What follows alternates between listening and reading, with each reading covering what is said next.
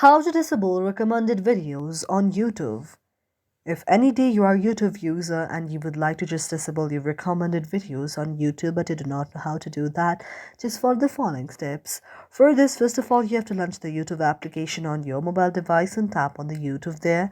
And if you see any of the recommended videos out there, you have to go to your profile section on the downside and then go to the option of the settings there. After you go to the option of the settings, you can see an interface like this.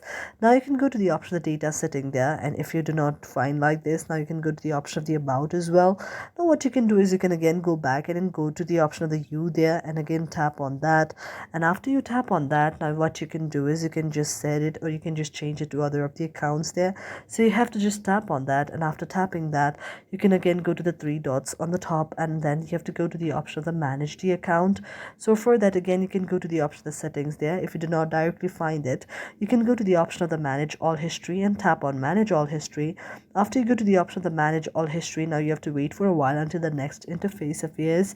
Sometimes it may be just less because there may be the very kind of internet connection out there. When the internet connection problem you can see there, now you have to just scroll down, and what you can do is you can just delete all of those histories there.